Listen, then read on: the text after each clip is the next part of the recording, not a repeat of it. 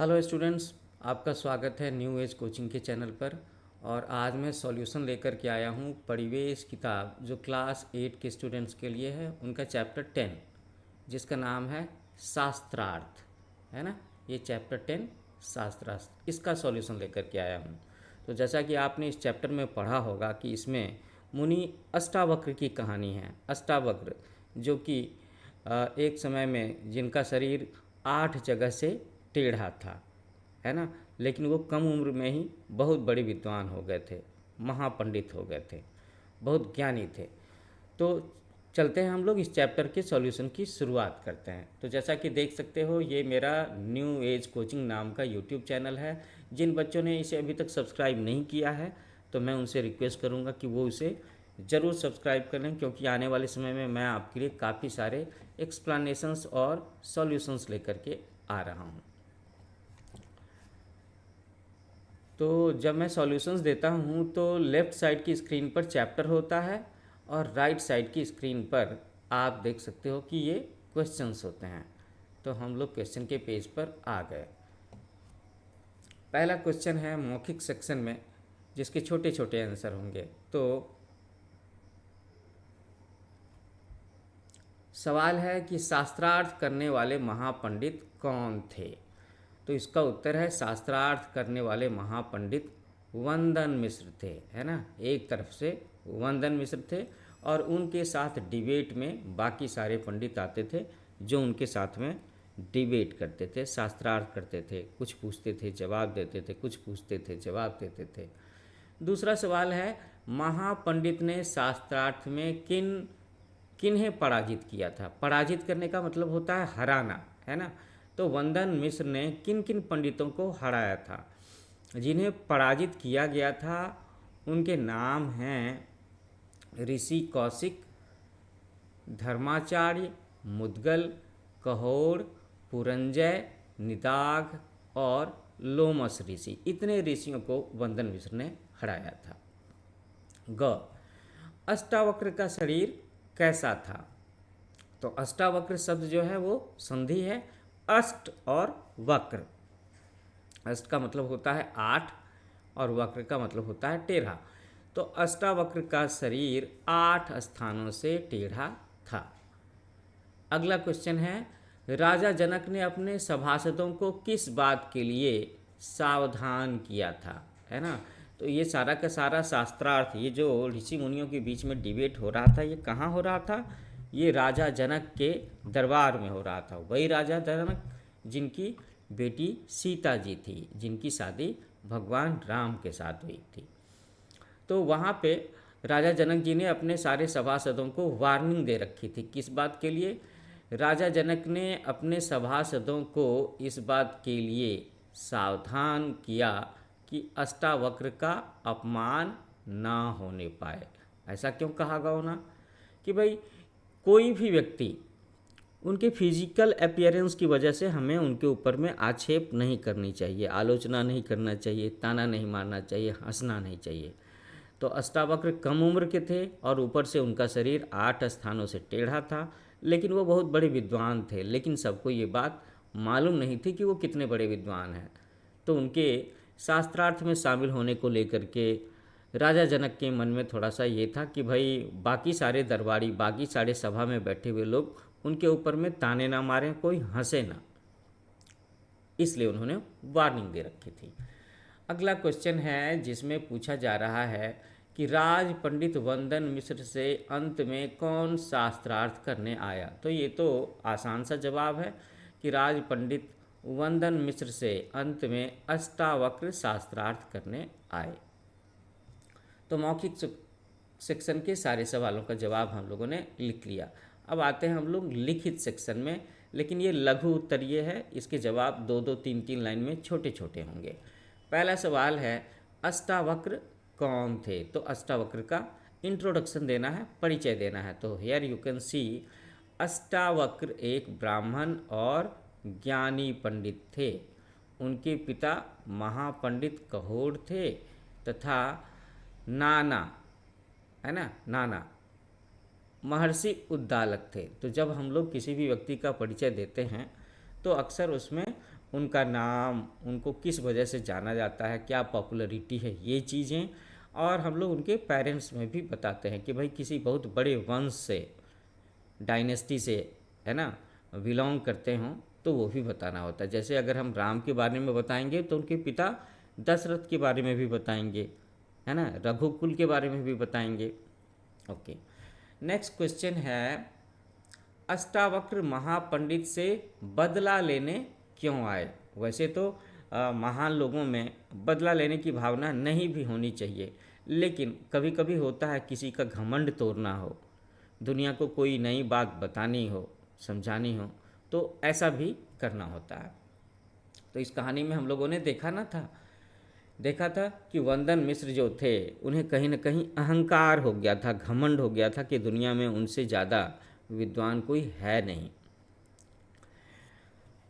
तो दूसरे सवाल का जवाब है कि वो बदला लेने क्यों आए। तो अष्टावक्र के पिता महापंडित कहोड़ और नाना महर्षि उद्दालक पंडित वंदन मिश्र से शास्त्रार्थ से पराजित होकर के नदी में डुबो दिए गए थे।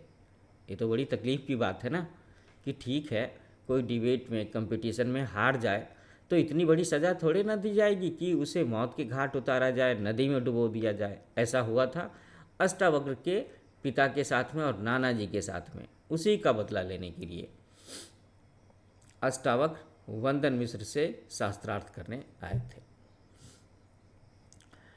अगला क्वेश्चन है कि अष्टावक्र ने आयु से छोटे होने की बात पर महापंडित को क्या तर्क दिया, क्या आर्गुमेंट दिया, क्या लॉजिक दिया, है ना। तो इसका उत्तर है कि अष्टावक्र के अनुसार ब्रह्म ज्ञानी वे कहलाते हैं जो शरीर में शुद्ध और निर्विकार आत्मा को पहचानते हैं, जो बाहरी शरीर की सुंदरता को देखते पहचानते हैं, वो ब्रह्म ज्ञानी नहीं हो सकते, है ना। और साथ में उन्होंने ये उत्तर है ग का। ब्रह्मा अष्टावक्र के अनुसार ब्रह्म ज्ञानी कौन कहलाते हैं? इसका उत्तर यहाँ पे है कि अष्टावक्र के अनुसार ब्रह्म ज्ञानी वे कहलाते हैं जो शरीर में शुद्ध और निर्विकार आत्मा को पहचानते हैं, जो बाहरी शरीर की सुंदरता को देखते पहचानते हैं, वो ब्रह्म ज्ञानी नहीं हो सकते। ओके, इसके बाद घ में सवाल है कि अष्टावक्र ने आयु से छोटे होने की बात पर महापंडित को क्या तर्क दिया। इसका उत्तर हम लोग आगे देखने जा रहे हैं।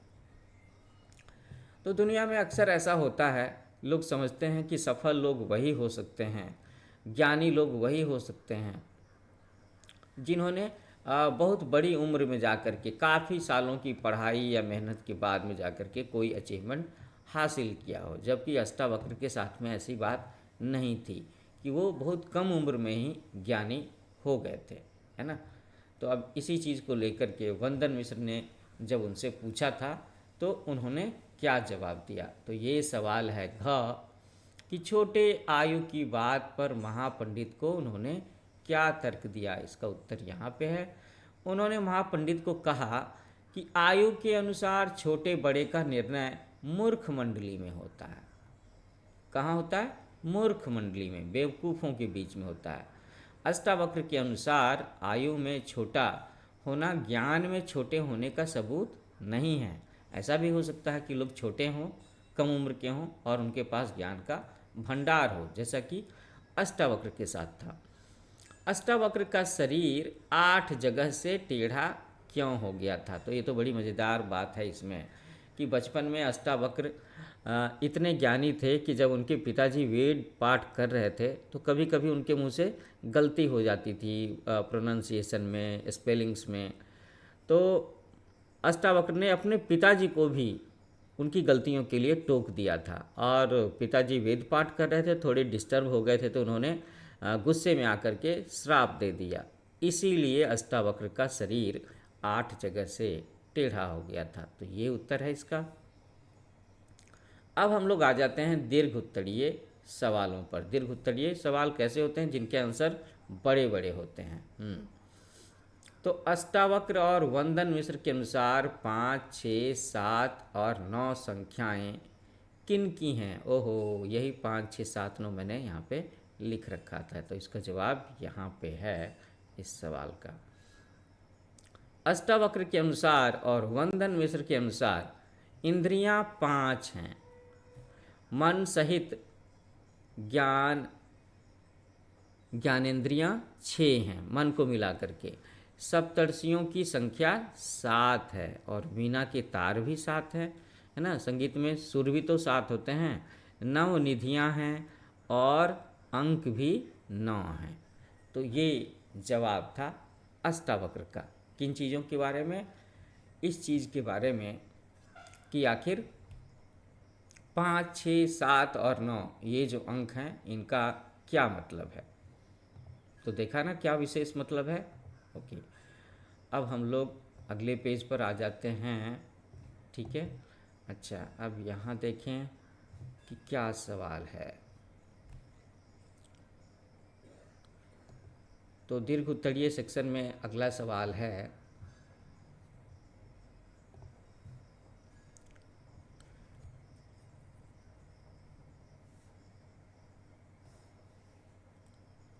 पंडित वंदन मिश्र ने पराजित होने पर कौन सा रहस्य उद्घाटित किया, है ना।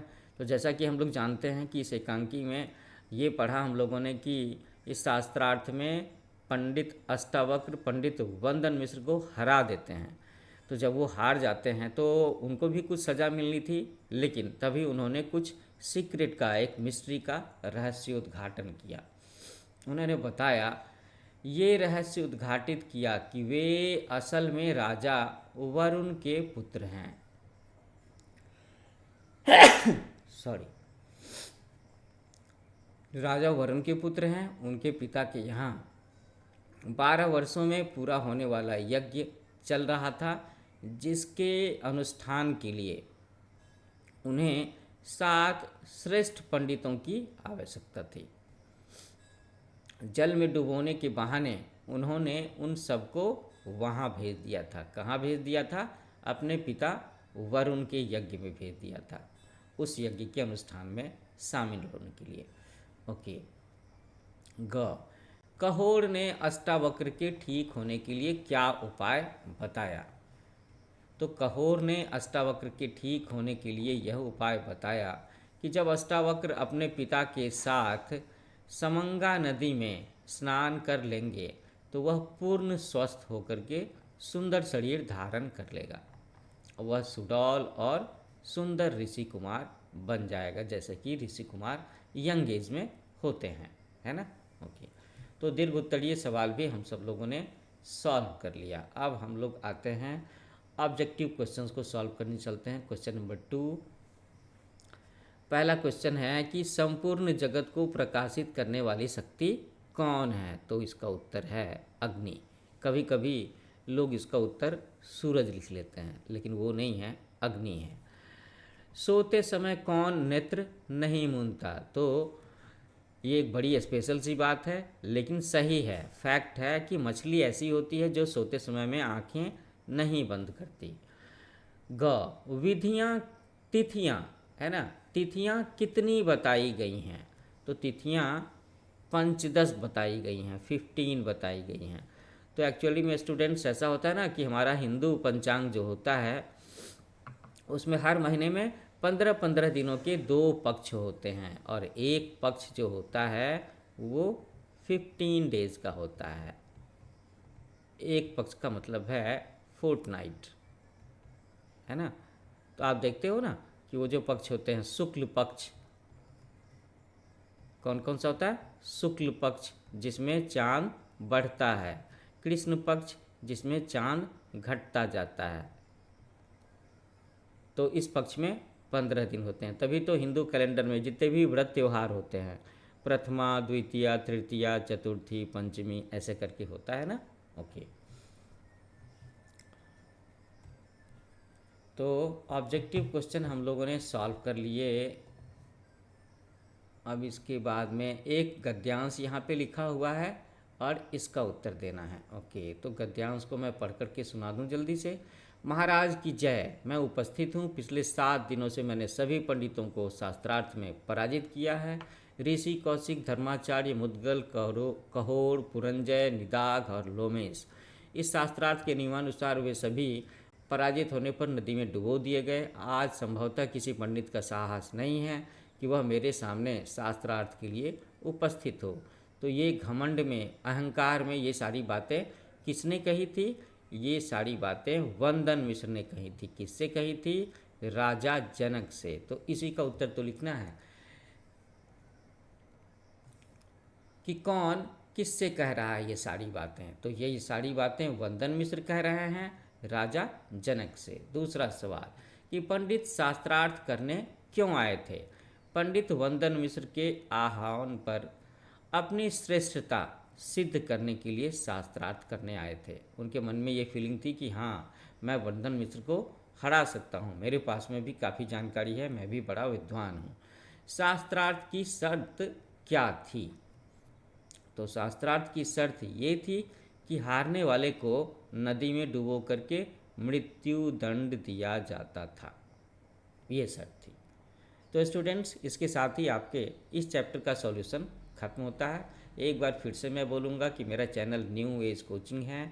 आपने अगर इसे अभी तक सब्सक्राइब नहीं किया है तो ज़रूर सब्सक्राइब करो और इस सॉल्यूशन के बारे में अपने कमेंट्स ज़रूर लिखना। आने वाले समय में मैं और भी एक्सप्लेनेशंस और सॉल्यूशंस लेकर के आऊँगा। थोड़े ही दिनों में मैं जीके के, जनरल नॉलेज के फैक्ट्स वगैरह भी लेकर के आऊँगा। So thank you for watching. Happy learning with New Age Coaching.